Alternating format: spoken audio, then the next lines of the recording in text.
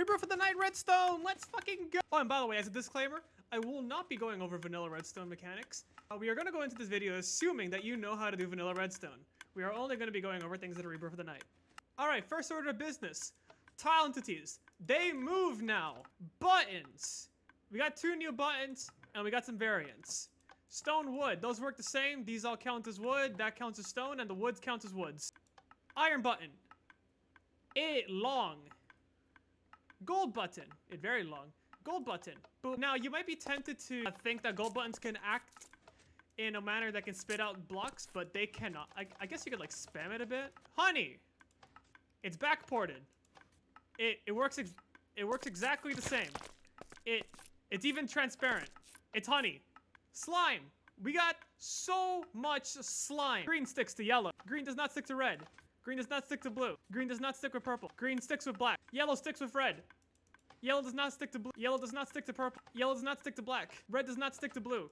Red sticks to purple. Red sticks with black. Blue sticks with purple. Blue sticks with black. Purple does not stick with black. Oh yeah, and also none of them stick with honey. Redstone Randomizer. I don't think I need to explain how this one works. Oh yeah, and by the way, it has the exact same delay as a 1-tick repeater. The Redstone Inductor. Now, I will say that this has got to be one of my favorite features added by Quark, because this guy is very powerful. Essentially, what this does is that it only allows redstone signal to pass in one direction. Which is indicated by that little strip. So you can hit it basically from any side, and it will always go that way. Now, that being mentioned, you cannot hit this with the pulse on the input side. It is also worth pointing out that the inductor can be locked in the same way that a repeater can be locked, using a repeater or a comparator as the input. While it's locked, you know, you can't put in a signal. If you unlock it, it can. If you lock it while it's powered, it stays powered. Now, it's worth pointing out that on the input, they have the same delay as a repeater. However, it is also worth pointing out that 4 inductors will pass a signal through themselves in the same time frame that it takes 1-tick repeater to send it through. Back here being 4 more repeaters to show that it is another tick of delay. The Ender Watcher. You watch it. I don't think I need to explain. Gravisand. It go up and it go down. You could use it to make a very rudimentary way of sending a signal upwards. Boop. Alright, and now for the real star of the show, the dispenser. Now you might be asking, it's a dispenser. Why is that any different about it? Well, it's got blocks in it. Bam, look at that. It places them. This has a lot of uses. Something that might become relevant in the future is a way to automate soul urns. I'm not going to show you how to do it in this video. Figure it out. Oh yeah, and also,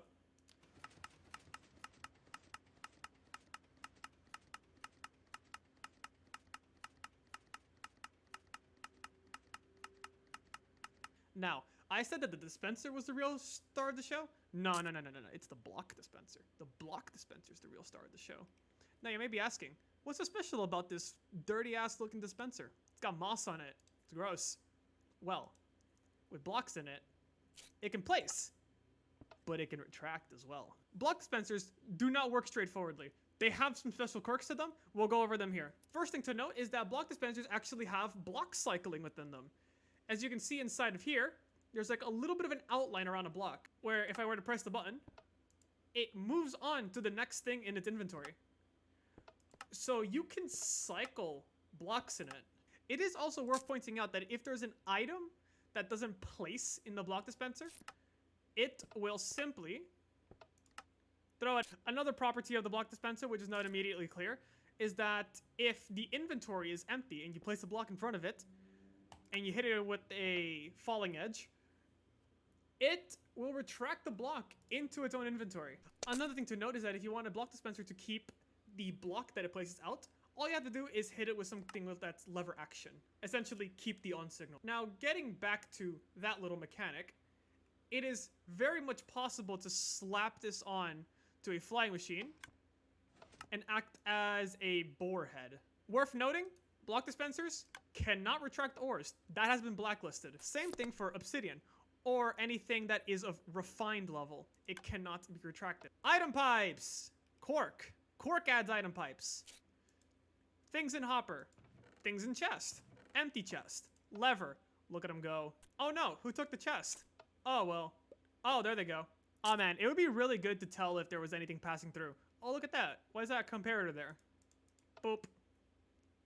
Hey, look, it's doing stuff. Look at that. Oh. Oh, but the items are spilling out. Oh, I better hit this with the redstone signal to lock the item pipe. Would you look at that? Huh, I wonder what happens if I... Oh, yeah, there it goes. Oh yeah, you can also move these. All right, item chutes. It's a little bit unclear how it is these work exactly because they do look like a hopper that has got the top sealed off.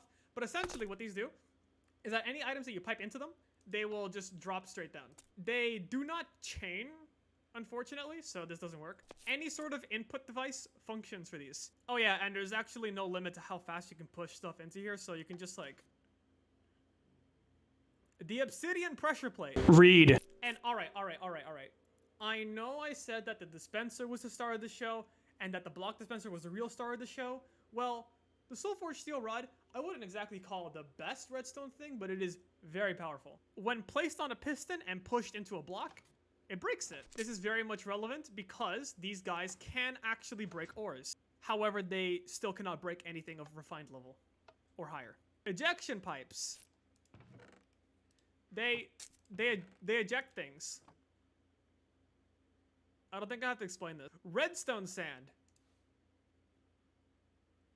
That's it. Variable lamps. 15 signal, bright. 9 signal, not that bright. 2 signal, there's no light here. Detector rail. We got wood. We got and we got soul forged. Wooden rail detects cart. Stone rail detects entity in cart. Soul forged steel detects player. Mechanical booster rail works basically like a powered rail.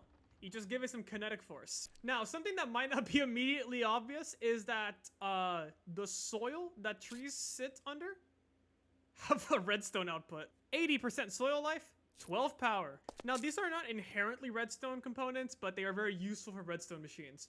We got quick soil and we got blue aether cloud. Huh, I really want to send those items up. Whee! Season sensor. It senses the season. You right click it to change the season. Season sensor. Alright, so for the more advanced redstone, we have a mod called Simple Logic installed. We got enhanced repeaters. We got cables. They go up fucking walls. Look at it go. Don't want to put your redstone on walls? That's fine. Freestanding cable. And gate. You need all of the ands. And gate. Oh yeah, by the way, you can put redstone torches on these to invert inputs. That you could take them off too. NOR gate. It wants no inputs. None of them. None of them can be correct. Oh yeah, and by the way, any plate that has these little torches here on the side means that you can do all this shit with it. Buffer gate. This essentially acts as a 1-block signal inverter. The NOR gate. On with 2 off signals. Off with 1 on signal.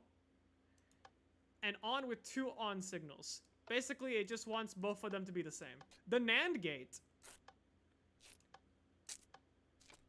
All true, output false. The timer. I don't think I need to explain it. You can shift right click to change the time on it. I think that's too fast. The enhanced randomizer.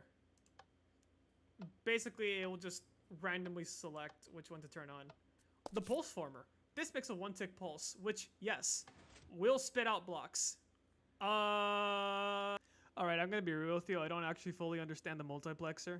As far as I can tell, this thing is acting as a sort of gate. Basically, depending on which side is powered, it has specific outputs that it allows. The synchronizer! It synchronizes. It synchronizes. You can also lock it. The set reset latch. These guys are very useful. You basically hit them from either side and it will reset the direction of the redstone. If you hit it from the same side multiple times, it does nothing. The block detector. This guy basically acts like an observer, except that it does not pulse, it holds. So you can think of this as like a lever action observer. Another important thing about the detector is that it detects entities. Any entity. It detects it all. The block matcher. Diamond on the back.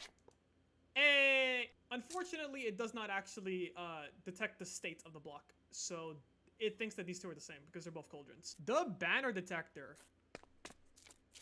Out here on the back, it's got an inventory that you can access and put a banner inside. Out front here, you can place down a banner and it'll detect. Or you can hold one in your hand. Unfortunately, it is worth noting that putting a banner inside of a dispenser will make it output black banner. And this is the same case for the block dispenser, unfortunately, so you can't have a hidden key code system this way. Okay, that was everything. Bye!